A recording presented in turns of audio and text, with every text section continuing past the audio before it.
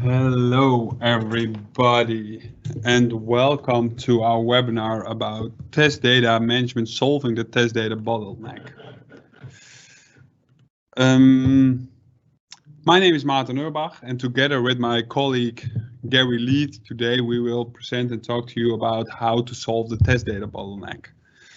We both work for DATPROF, but before we start, just some small notifications. If you have any questions during this webinar, which you are free to ask, please fill them in the Q&A box, which is present. And we will try to answer all of the questions that you might have after the demonstration that Jerry will give. So at the end of this webinar, we will try to answer most of the questions, if there are any, of course. As I already mentioned, today will be partly a demonstration, but we will be starting with a presentation, and I will talk to you and present to you about what we think about how we can solve the test data bottleneck, and Jerry at the end will present and demonstrate how we are able to do so. We roughly think that it will take us about an hour for the total webinar, so that's about it. So. Once again, thank you everybody and welcome to this webinar about solving the test data bottleneck. My name is Maarten Urbach, and together with Jerry we will present to you and talk to you about the test data challenges. But first of all, a small introduction of DATPROF. DATPROF is a software vendor, and we are specialized in the test data management challenges we see and test data problems we see at customers. But our goal in general is we try to solve or create the best test data, having the right test data for QA and dev engineers in the right place, in the right environment, at the right moment, at the right time. We do this in this particular case, and we try to help customers with solving their test data management challenges that we see happening every time over and over again at customers. And these challenges can be compliance challenges like GDPR, like PCI, like HIPAA. We help customers out with these test data management challenges. Also, storage is a common challenge in test data management. We like to store more and more data, but we also should take care of this data, especially if we want to move faster in the software development part. But also collaboration, working together, close together, more teams, this will also affect the test data management challenge. And at the end, understanding what kind of data you need and what kind of data is necessary for testing and development purposes is also one of the challenges we see in many organizations, corporates. That is one of the challenges they face. We solve that with our software products, and we have several software products in the test data management area. One of them is DATPROF Analyze. Analyze helps us and helps our clients out with the discovery or profiling of privacy sensitive data, PI data for that matter. But it's also very effective in finding specific test data cases in your data source. DATPROF Subset and DATPROF Privacy. DATPROF Privacy is primarily for helping you getting compliant to privacy regulations, the GDPR and the PCI compliancy, for example.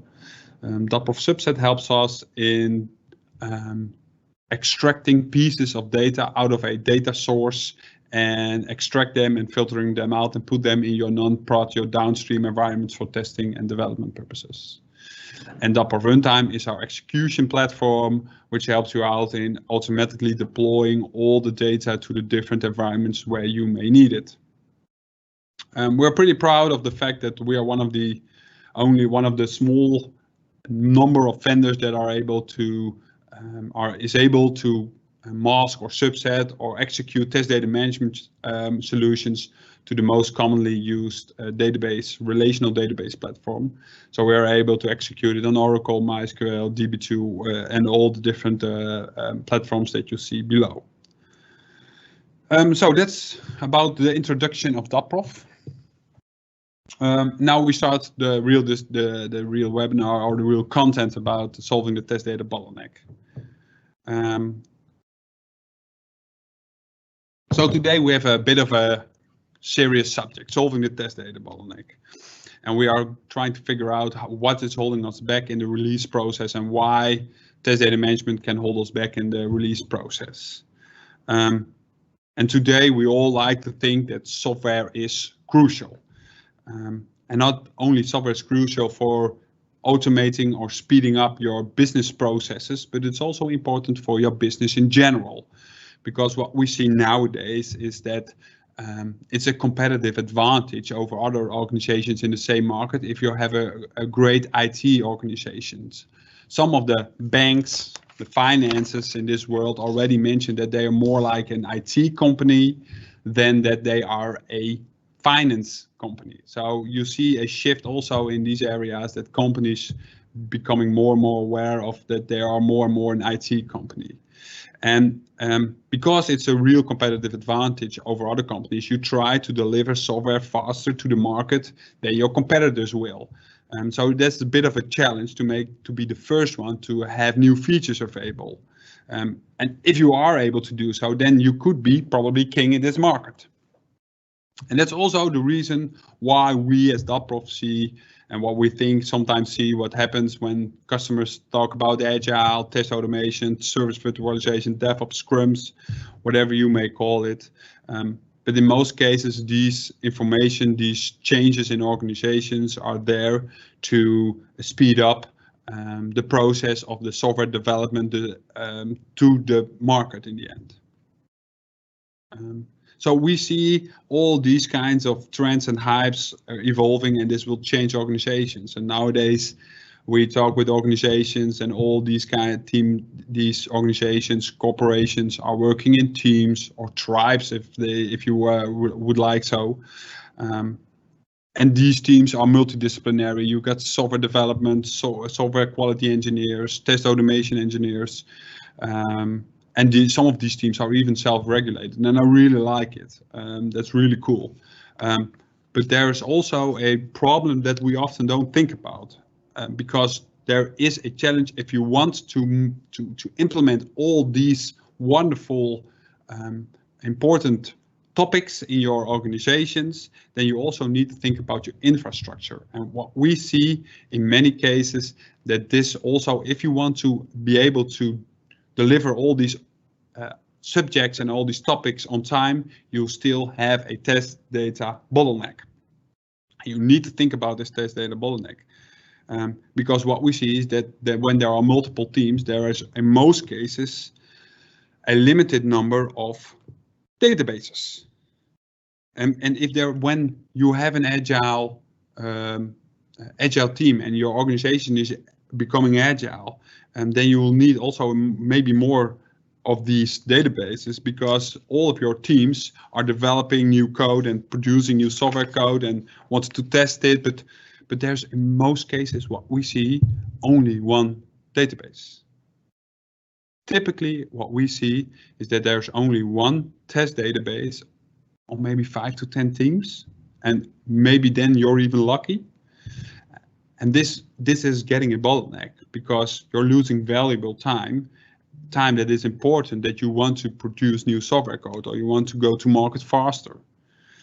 So today we have 3 major bottlenecks that I will try to discuss with all of you. The first one is one I already a little bit mentioned, is the fact that there's a limited number of resources compared to the number of teams that you have. So in this case, most cases, there's a limited number. There are more teams than there are test databases or dev databases available. Another bottleneck that we in most cases see at customers, and which one is one of the subjects that we try to discuss, is that we find out that there, and research telling us that a lot of software testing, software quality time is lost. 50%, but sometimes even 75% is lost by searching and finding the right test data. And the last bottleneck that we try to discuss today is that you want to be able to rely on your test data. So you want to make sure that if you test a piece of software code, that it's if a fault occurs, it's really a fault in the software code and not in the test data. So you want to rely on your test data. So let us take at first a close look at the first bottleneck. Multiple teams on a limited number of databases. The question arises, in our opinion, which you also should take care of, is why is it the fact that we have a limited number of databases compared to the number of teams that we have? Well, what we see and what's pretty logical, especially in the corporate world, is that most core systems that are built nowadays or are still used nowadays are built upon Oracle, SQL Server, or even DB2. And sometimes right now you see databases that are used that are MySQL or Postgres, but in most cases in corporate organizations you will see that systems are built based upon Microsoft, Oracle, or SQL Server. And in these specific areas, it's fair to say that the larger the database is, the larger the cost. So the size in these specific areas do count. Large is in most cases important because you will be charged based upon the size of your database. In some cases, it's really based upon the number of gigabytes or terabytes that you store, but you also see some database vendors that charge you based upon the number of CPUs that you need for a great performance or a better performance. But that number of CPUs is already related, of course, to the size of your production database. So size does matter.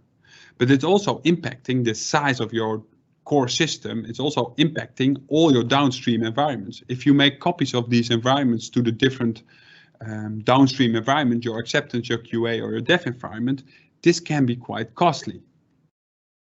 From a license perspective, of course, because you need to have a database license server up and ready and paid, but also from a storage perspective. Maybe even, especially when you move to the cloud. So the main reason why we see that not every team has its own database is in most cases purely based on cost.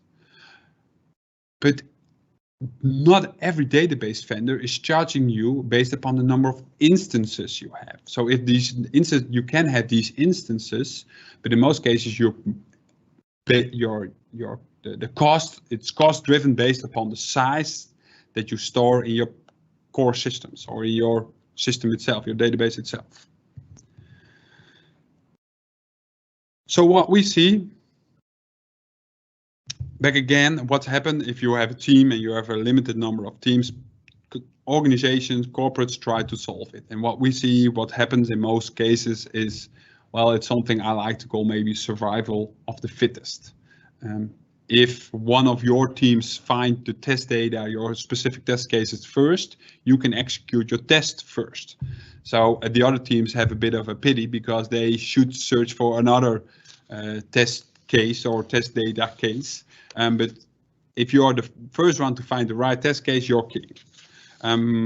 That's one of the things that we see happening when you take a look at how they are organizing themselves.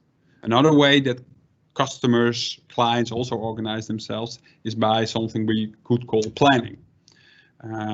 You might say team 1 has the availability of the dev environment in week 2, and team 2 has the availability of the QA environment in week 2 and 3, and you can go on. But if you take a closer look to this picture, this ain't agile anymore. This is something prehistorical. This is something we had from the past. It's almost looking like a waterfall project. And this is not something you would like to have. This ain't working. This is a bit of the bottleneck that you need to solve if you want to move faster to the market. That's the first bottleneck that we in most cases see at customers. The other bottleneck that I mentioned at first is that it takes a lot of time to search and find the right test cases or finding the right test data.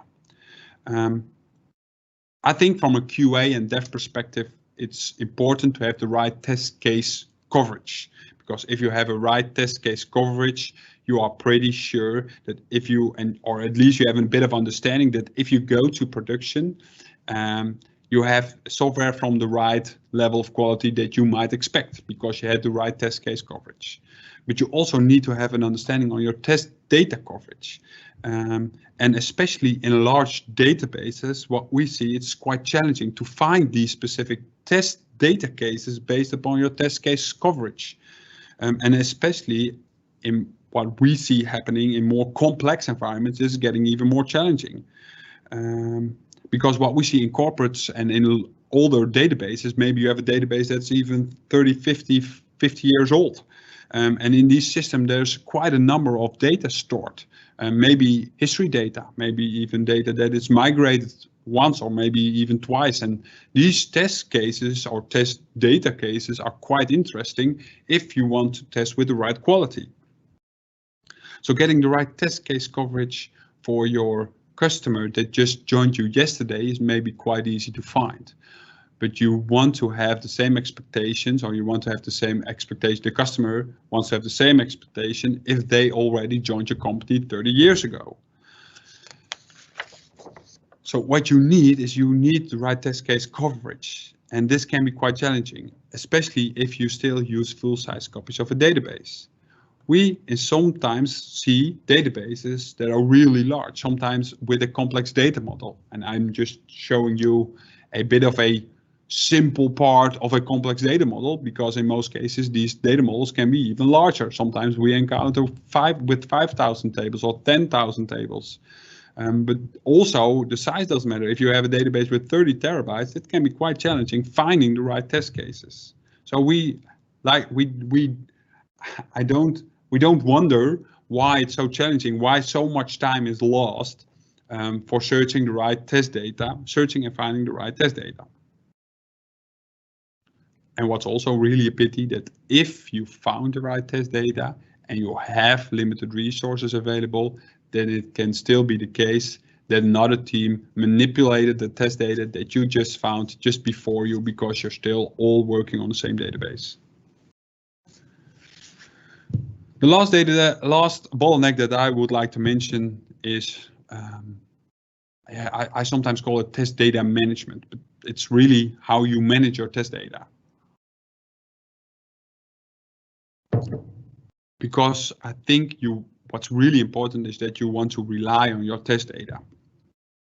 And what we see happening in most cases is that as a software quality engineer, as a software development engineer, you're not always sure that if you find a fault in your test report, that it's really a fault in the software code. It could also be a fault in your test data.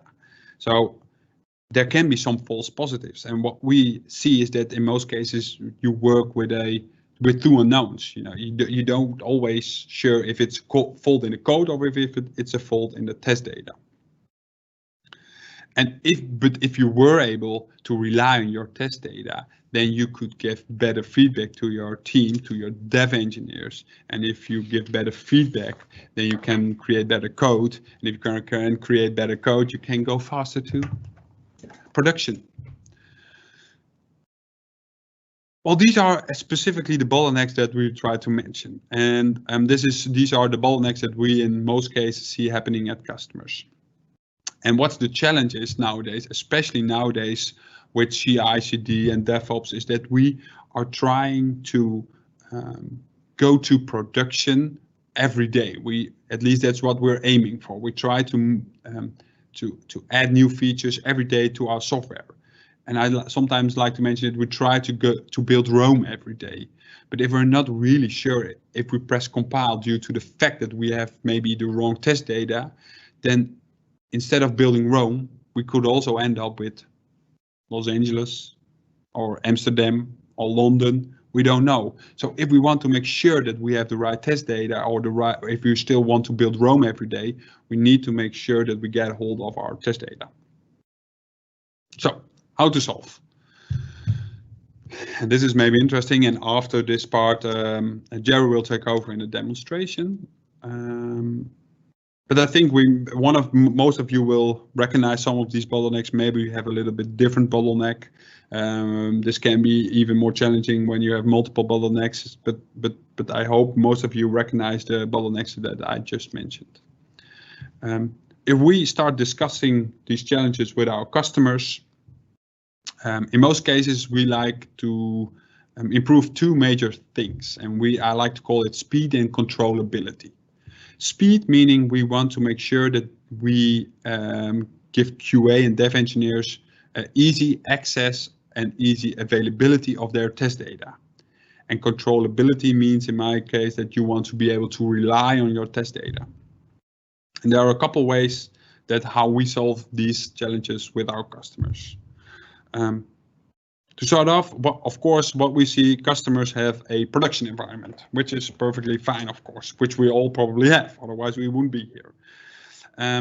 But for this solution, in this architecture that I'm telling you right now, we like to make, in most cases, a copy of that production environment. And this is a real simple concept, and I understand that in real life it's way more complex, but this is really a concept how you could think about it. And this could be more complex when you really dive into it, but maybe that's a little bit too much for now. But you would want to create a real life or a copy of a production. This database could even be a little bit less in size. It should not always be 100% copy, but at least you would have a copy of this production environment. Why we want this? Well, for now I called it the master test data management environment, but you could also call it master test environment or master whatever it may be. But what's interesting about this master TDM environment in the end is that you have a point of return. If some of the tests went wrong or some of the data that you used were already manipulated, you can also always go back to the latest point of return, and that's your master TDM environment or your master test environment, which is quite interesting. Of course, due to the very good privacy regulations we have nowadays, you should depersonalize this environment. That's at least what we try to advise our clients. Depersonalize it using masking techniques, using synthetic test data techniques, and also Jerry will show you some of these techniques during the demonstration, how you could make sure that this environment is depersonalized and compliant to the different privacy regulations there might be.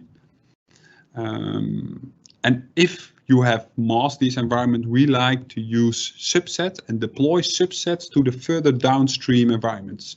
So this can be rather maybe a little bit more costly, but this is really cost effective because you are able to deploy smaller subsets of your master TDM environment to your downstream dev QA or maybe a test automation environment that you want. The wonderful thing is, because most vendors, database vendors, aren't charging you based upon the number of instances you have, but purely based upon the size it is, these environments can be quite less expensive in the end. And that's the reason why you can deploy many of these to the different teams, which already solves one of the first bottlenecks that I mentioned, is that what you want is that every team has its own small database that they can influence, which they know for sure what kind of data is present, but it's purely in size, so you don't have any challenges with working together with your team or other teams, especially in an agile environment where multiple teams try to execute as many tests as they can. The other real important thing is, and that's also interesting, if you have these environments available with the help of the subset, you're quite aware of what kind of data is present in your environment. And what's interesting is that's the second one, the finding and searching for the right test data. This may take time for the initial run, but after you recognized and discovered which specific test data you need, with the help of subsets, we're able to create always the same subsets to put them in these environments. So you can reuse the same subset over again, and even after you manipulated it, you can still go to this last point of return and execute the same subset, and you will end up with the same subset. So you can execute for regression tests over and over again the same test data, even after it's manipulated. And the last bottleneck is also solved with this architecture, because right now you can really rely on your test data, because before you're not always sure what kind of data was present, but right now you're able to really rely on your test data, because you know for sure that if you execute it multiple times, that you have exactly the same starting point as you had before you executed the same test. So if you take a closer look, and this is also what Jerry will demonstrate in a minute, because I'm almost finished. And it's also what Jerry will show you during his demonstration. He will try to create a master TDM environment, and he will deploy the different subset to the QA environment, which helps you in solving the test data bottleneck. So right now I want to hand over the floor to Jerry, and I will send some things. So I have to do some small things to make sure you're able to see what Jerry wants to present. So. Thanks very much, Martin. You're welcome. And I will. I'm about to share, and all being well, people can see my screen now. Yes. As he says, all being well. Ladies and gentlemen, thanks for joining us today. As Martin says, my name is Jerry Leith, and my background is one of having only 16 years ago masked my first database and created a referentially intact subset of it. So I have the scars on my back with a number of different client cases, and I've also had some very good success as well, obviously. The picture that you see at the moment actually follows on from Martin's description of the copy of a production database. Typically, you would hold production level security against it until such time as you've masked or obfuscated or scrambled, whatever words you want to use. And then you would deploy it downstream to dev, test, train, QA. And in some instances, there may be several copies of any one database at any one time. So this is the kind of architecture that we start with, but it's a good foundation, because if you take Martin's point that the QA and the dev environments become subsets, then you are really removing bottlenecks, because they all sit in isolation. The production clearly is on its own, but the data masked, test data master, gold copy, whatever you want to call it, sits in isolation, and these are deployed from it, and that's what we'll do. In fact, within about a half an hour, if I get my skates on, we will start with a database. We will mask it. We will create a subset from it, and we will tuck it underneath the runtime framework, so I can show you all aspects of the test data management suite. This particular document, which is open, is in fact a masking plan, project plan. And it's a good foundation which we'll deliver to you after this webinar, which sets the stage for the first part of test data management, which is about the anonymization of the data in accordance with compliance GDPR. Recital 26 of the General Data Protection Regulations say that if you have anonymized your database, it no longer falls within GDPR. And it's something that people don't realize, that simply anonymizing it, and anonymizing it properly, obviously, really just removes the whole concept of GDPR away from your downstream environments. This document also covers other aspects, such as the masking plan itself, which is normally informed by your data inventory. Again, GDPR says that you should have an inventory of where your personally identifiable or protected health information is. And this is the foundation for a plan. And that plan really does map itself against your data. So from this point on, we're going to be working live and hot. We're going to build ourselves a masking project. We're going to build ourselves a subsetting project, and we're going to fetch it under the realms of the runtime environment, which is the framework under which we execute or can call the masking and subsetting projects. So what we'll be doing actually is we'll do it now. We'll create ourselves a project, and we'll call it Jerry. And this is our foundation now. We're going to be adding environments ultimately, our connections to our environments. I'll do that later on. And we'll then add in our projects, and you can see how it all works live. But really, we start with this concept of the masking plan, which is identifying personally identifiable items within our database, that which identifies a natural person. So it's who are you? What's your name? What's your date of birth? What's your national identification number? Where do you live? How do I contact you? What do I know about you?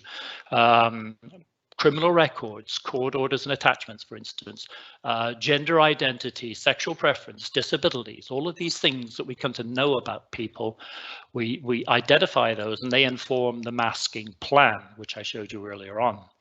But we can build a plan here now. We know we can see a first name and a last name, and the last names have been uppered, and the last name's part of the email address, and there's a date of birth and so on. So we can choose some of these just to affect our masking plan. Suffice to say, what we need to do is to mask a database in such a way that it looks credible, usable, that it smells, feels, touches, tastes, just like the real database.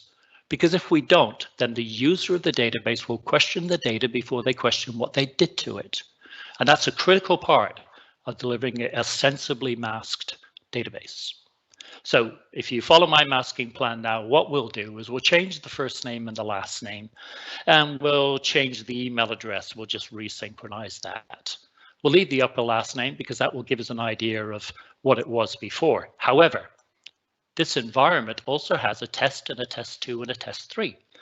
And so if we look at test here right now, customers, we'll get ourselves logged in and have a look at test again. It's exactly the same as the production environment. So they are identical, full size.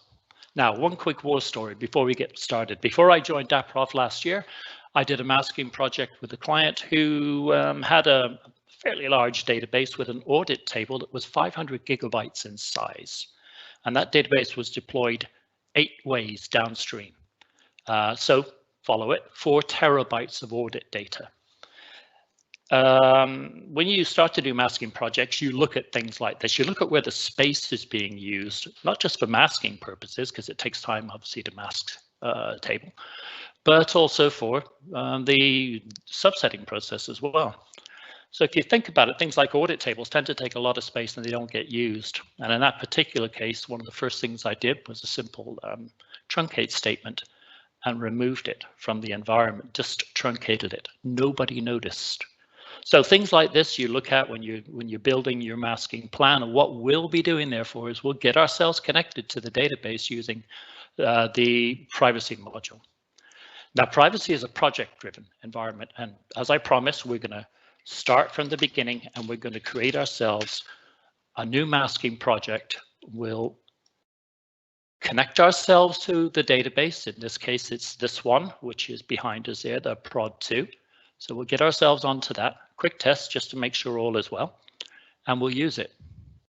Now we need to know, understandably, we need to know about the table structures and we need to know about the constraints. These are all important to us because it's quite possible to mask a constrained item like a primary key. So clearly we need to know all of this. And in just those few brief actions, I now know all about the database, the tables within it. Clearly this is a smallish one. It needs to be for demo purposes. And I can then start to apply my masking plan very quickly just by choosing the driver table, in this case the customers, and choosing the item which I want to affect my first masking rule on, and adding functions which will do something. Now, there is a standard set, obviously, of things that you can and should do when you're masking a database. Very often, it's possible to just blank the data, null it. You don't need to see it. It can go. I don't care. Or you might choose to scramble it or redact it, if you will. So keep the format the same, just X and 9 it. That has its place as well. Sometimes your own data is the best replacement candidates. So a shuffle comes into play. Shuffles are dead easy to instrument. You simply say shuffle, choose the columns that you want to shuffle perhaps in concert with each other. So the two columns, last name and last name upper, could randomly move from one row to another, and just say OK. And that's your first rule built, as simple as that. In this case, I don't want to do that. I'm actually going to show you something else. What we'll do is we'll have a look at the first name, and we'll create a function which is going to generate replacement values on a like-for-like basis. You may recall me saying that what we want to do is to result something which looks, feels, smells, touch, tastes just like the real database. And this is how we do it. We choose ourselves a replacement data set, like first name's female, and we'll choose a language pack for it, US English, Swedish, Dutch, French. Here's the thing, you can add your own. These are extensible. You can change these if you want to. Put simply, they're comma separated value files, which live within our installation directory, this seeds directory, if you will, and we can add to them. We can add our own. So that's what appears in this list here. We'll choose the US English list for now. Now, when we're masking a database, we want consistency around the database. We want consistency arguably across the platforms as well, because I may have a MySQL front-end database which mirrors an Oracle database in the back end.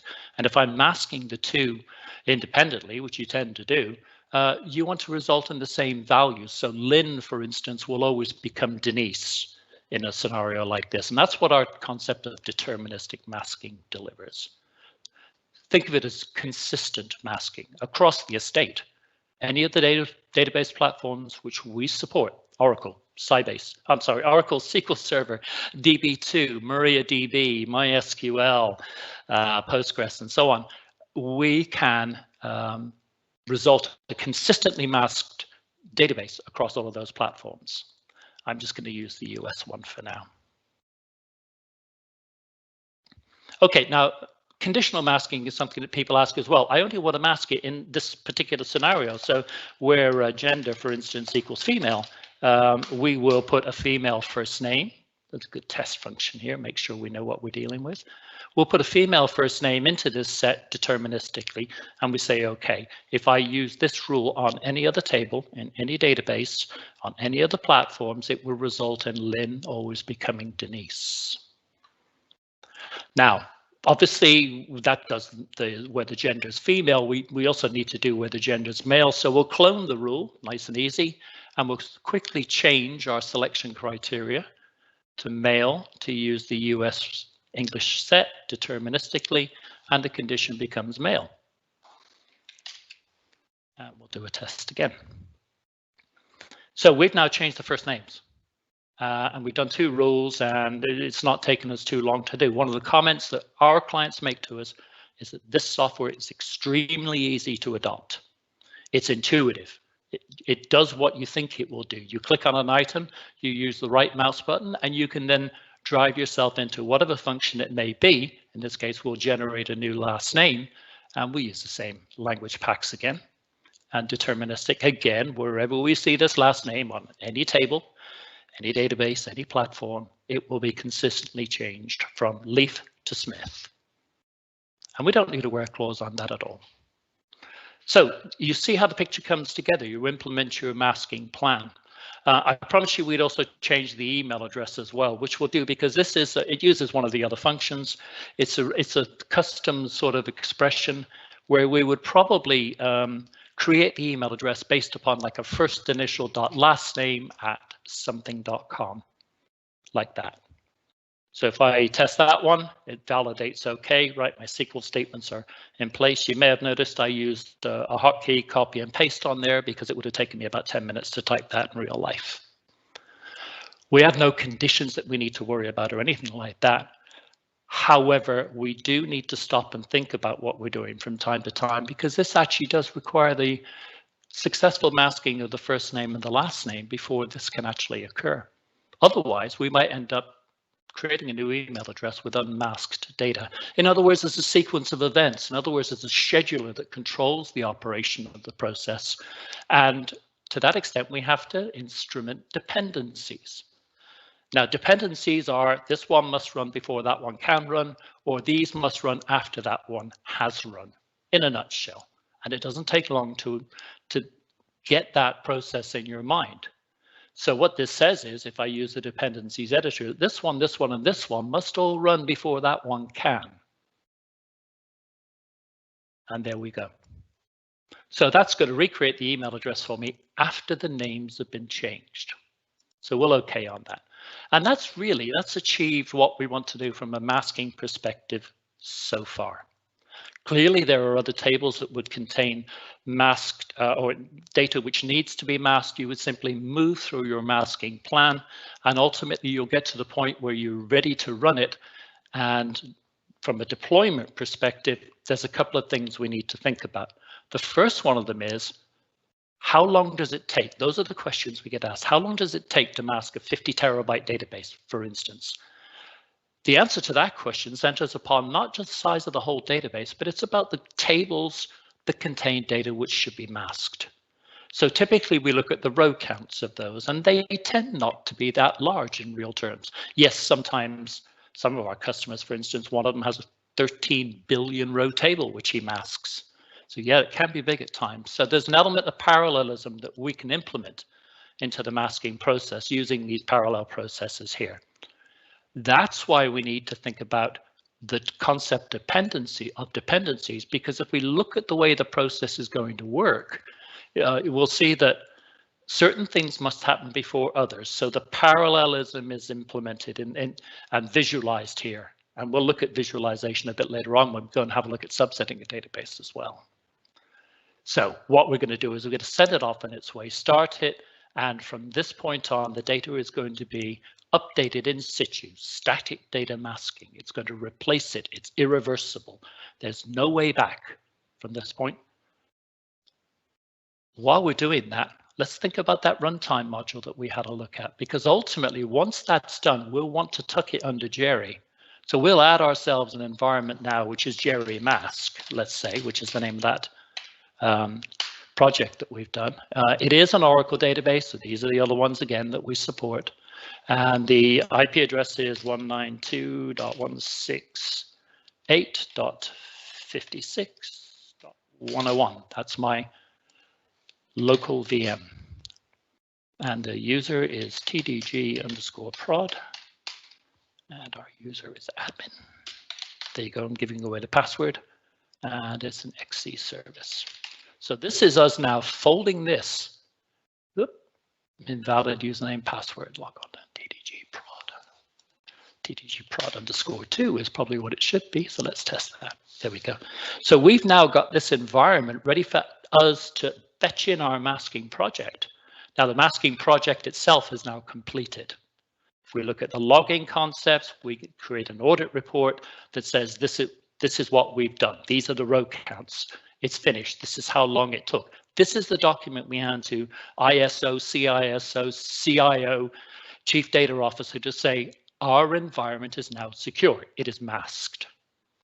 And when it comes to actually automating the process in the future, we deploy the project to runtime by simply generating it for runtime and saying generate. This creates a zip package of all of the things that we need to affect that masking project, Jerry Mask.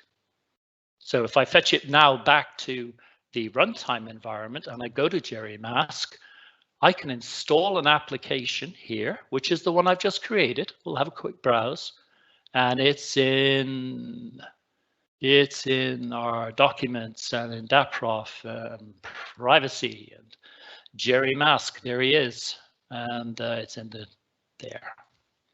So I'll now upload that, and that is ready to be called at any time by anybody logging into this runtime service on a self-service basis, or it can be API called by tools like Jenkins or Bamboo or job management systems like BMC's Control N, for instance. It can be called under script or API direct control. It's ready to go. If I press mask, that database will be masked again. But that's going to confuse us a little bit, because what we want to see is what the difference is in the data itself. And what we have now is Raoul Lassiter, and you'll see we intentionally left the name as Fenner, and it's r.lassiter@testdata.com, exactly what we wanted. The database has been masked. We've proven it along the way. We've said that it's a project which can be reused against other databases of the same content structure, if you will, and we're good to go. The second part of getting rid of that bottleneck, as we looked at in the picture that said we have our gold test data masker, and now we're deploying it downstream, is the creation of a subset. Now, subsets tend to be sprint specific. We'll create ourselves a new project here, and we'll call it Jerry, correctly spelled Jerry _subset. And we're going to tuck that ultimately underneath that same runtime environment where we can call it interactively or through API calls. Subsets always start with the answer to a question. What do you want? Well, I want data from a source environment. This is our now masked gold copy. And I want to put it into something. This is our target. This is the sprint specific environment, in this case, TDG test. We'll just test that to make sure we're on it. There we go. And under Oracle, we use a concept called a database link, because what we'll be doing is drawing the data from the source database, the one we've masked, our gold test data master, and we'll be fetching it into this lower environment. And we'll make a choice. We'll answer the question, what do you want? Because that's what the sprint has to answer. So let's go and get our structures here.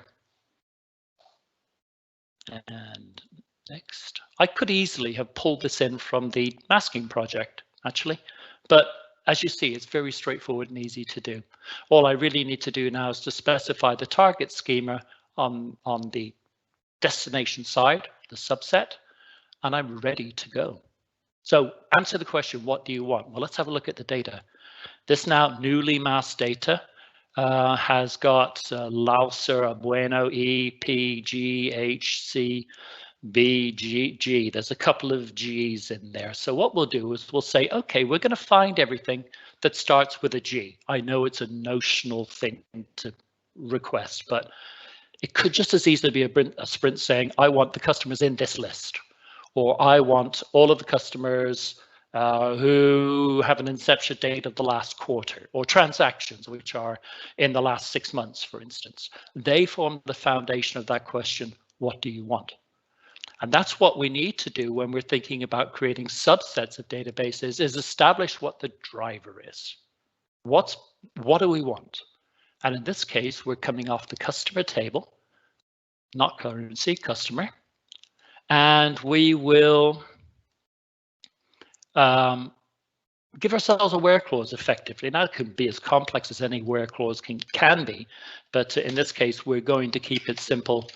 We'll say where last underscore name, like G is what we said, %. So we should see those couple of G's, the Garths and so on in there. So once we have this driver, we then need to make a decision about all these other tables and what we want from them. And it's a daunting task. Please don't let anybody ever tell you that creating a referentially intact subset is trivial, because it is not. There's work to be done in the process, but what we try and do is make it as easy as possible. Clearly, it won't be as easy as I'm about to do right now, but the approach and the techniques that I'm using make it simpler. We normally start with understanding how many rows are in the table and sorting them by the row counts. The bigger the tables, the more likely they are to be subset candidates. And what we basically end up doing is filling these. That one doesn't belong there. I'll just pop that one back to there. Okay, what we end up doing is filling these with, I don't care. I don't need this data. And that's a viable thing to have as well. This table can be empty. This table can be full because, for instance, it might be a reference table of some sort. And in fact, remember we had a look at the visualize for the process model and the privacy side of things. We can see the data model here. And granted, this is a simplistic database, but this gives us an indication of the kind of environments, things that we see. We see, for instance, our driver table here is related to others. So it follows that I would expect to get those rows from those tables where there is a relationship by default if it's a subset. Some of the tables on the outside here, the outside of the loops, they can exist without the presence of another table or other rows in another table. So they can effectively be pulled in full. Typically, these are reference tables. So in this case, it's our currency table.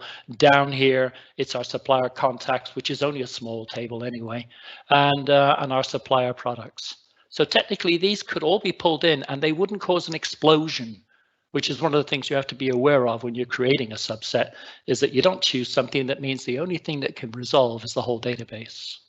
So we have these thoughts and processes going through our minds. We have relationships, we have tables that are on the outside of things. And what that means is we can put a little bit of intelligence into a suggestion mechanism that says, tell me what you think I should do. And this can save you a lot of time. And what this says is, based upon your driver, you can actually create subsets of all of these. Looking at things like the row counts, because there's not that many, you can probably safely fetch all these in and you won't explode the environment. So what we'll do is we'll adopt the suggestion. And this is your good first start point. Now, sometimes you may say, okay, I don't know about all of these. Do I really need them or not? And yes, there are ways to apply additional filters, for instance, to say, okay, only give me, let's say, these transactions for the last quarter. So we can refine the subset using additional filters, for instance. But just for now, this has got me started. This has got me where I want to be. I know I'm going to get referentially intact subsets of all of these guys, and I'll be quite happy with that. So I'll be saving this away. Obviously, I'll save that project as we go along. If I were to visualize a process model with this now, and again, bear in mind that it runs the same way in the same concept as the privacy module, that we try and get some degree of parallelism going. So all the falls will happen all concurrently, and this will run side by side. This one will fetch all of those rows in customer history that it needs. It will fetch all of those in contracts and fetch those in orders. Contracts will fetch the details and the tasks that it needs. Orders will fetch the tasks that it needs. So it's resolving everything for us as we go along. And very often, this is the best start point for a subset. And in following this practice, you can get your first subset by simply saying deploy and start, and it will send it off on its way. Now, there are a variety of options available to us. Most of the time, thinking about the fact that I've got my own little database and I just broke it, I need to refill it. I need to recreate it. So this would be one of your self-service options, for instance, where you can say refill. You could equally say, okay, I want to pick up what's new in the test data master. I can delta load that which I don't already have. And that's often asked for as well. But in our case, we'll just send it off to refill, and it's now going to go away, and it will draw all the data from that first database, the one that we've masked, and it will place it into our smaller TDG test database. So while that's happening, we'll generate this for runtime as well. So that's me speaking with some confidence. Obviously, Jerry's subset will now be available to us to put into the runtime environment while that's running. So we'll do that. We'll get ourselves into runtime and into Jerry, and we'll add ourselves a new environment, which is now going to be Jerry _subset, and that's an Oracle database. Again, is 192.168.56.101, and it's on 1521. This time though, it's TDG test. This is our target schema. And our password is okay there, and we'll test it.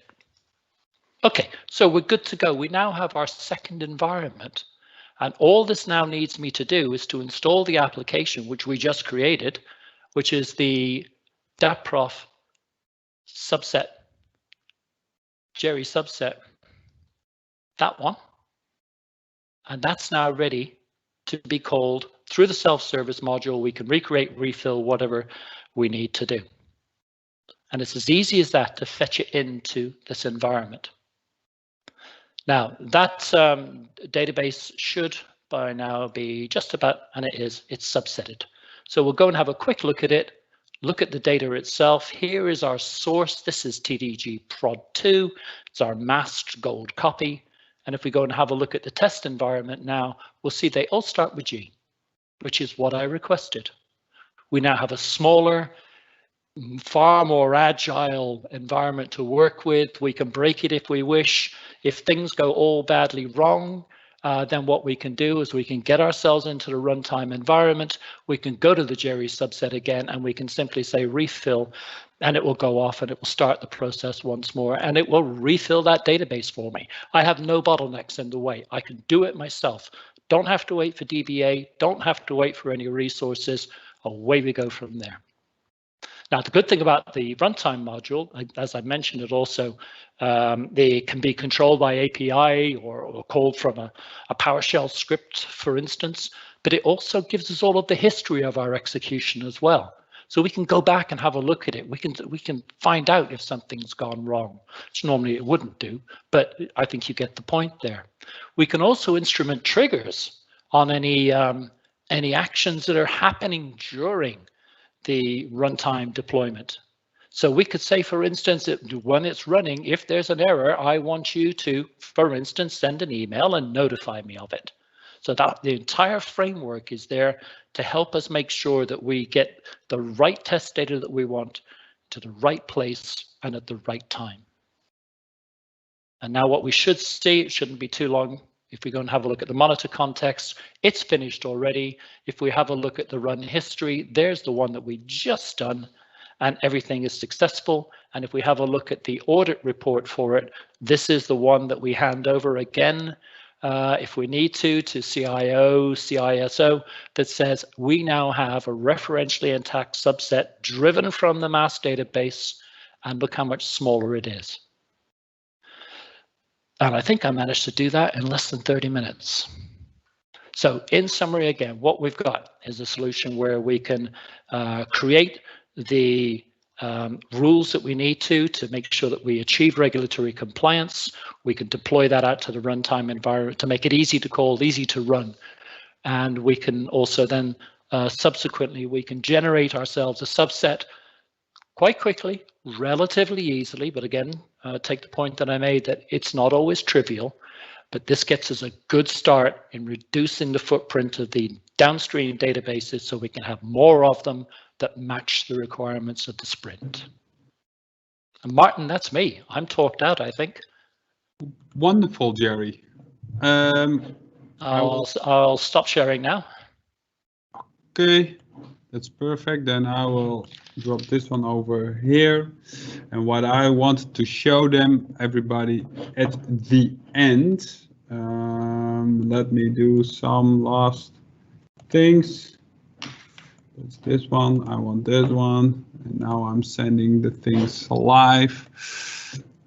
The last thing that we wanted to share, and that at the end, this is something what we're typically what we ended up with. We started the presentation with, you know, we really think that if you're able to solve these bottlenecks, then we're able to, instead of the test data is a bottleneck, it could be also be an accelerator for all the projects that you are implementing or trying to execute. Well, that at least was our webinar and our presentation and our demonstration. I will now take a closer look at some of the questions. Let me take a look. We have several questions. I will publish 2 of them. So there's one question that can we mask in the same database where the data resides, and also we can pick the data from source or prod and mask it before loading it into the target. Well, I think maybe Jerry and I can answer this question, but what we typically do is we mask it in place. So if you have a database with test data or data inside of it, we will do it in the same database. So the data resides in this particular case inside the same database. The second one is a little bit, in my perspective, in contrast with the first part. So picking up data from a source, when you're delivering it to the target environment, then mask it. Then you should do it on the fly or something like that. That's possible when you think about XML messages, for example. We do it a little bit differently than what Jerry told you or showed you now, but I think that's a little bit differently. So at least the first part, that's something what we typically do with DATPROF privacy. Am I right, Jerry? Yeah, that's right. And Abhishek, just looking at your question there, we don't typically we don't mask data on the fly in flight from source to the downstream environment. Typically, you would take a copy of the source, hold production level security against it until such time as you've masked it, and then you send it down to the further lower environments. You also mentioned or asked the question about whether you can effectively impose your own application inferred constraints, because as you rightly will have seen, I used all of the constraints in the database to get those contract details and customer history and so on. Not all environments have the database relationships defined in the RI. Very often they can be at the application level, in which case, yes, you can define within the tool, and in fact it's in both tools, the subset and also in the privacy module, you can define those relationships, what are effectively virtual foreign keys. They don't become foreign keys in the database, but you can define those relationships, and it will pull the data based upon what you define as the relationship, not just that which is implied within the referential model. Thanks. I hope this answered the question. I had one last question, Jerry. Maybe you can help. That someone other asked it to me. But what about the cloud? What about Azure or AWS? Is that also part of the DATPROF suite? And the answer to that is yes, it is. It's actually quite transparent to us. You can install our solutions on, for instance, an EC2 platform, and you can touch any database which your client connect string will allow you to connect to, based upon obviously permissions and network permissions and so on. So it's entirely transparent. You can be on-prem, you can be in cloud, and you can be hybrid. You can do them all. Cool. Okay, I will take a close look then again to the questions, if there are any. Doesn't really look like if there are any questions left for now. So if there aren't any questions left, then I would like to thank everybody for joining this webinar and being there. And I hope it answered most of your questions and how you could solve the test data bottleneck. As Jerry mentioned, we will send the data masking project plan afterwards to everybody that registered for this webinar. And then I hope you enjoyed it, and I wish you a wonderful day.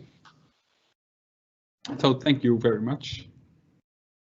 And from me, thank you as well. Perfect. Thank you. Bye-bye.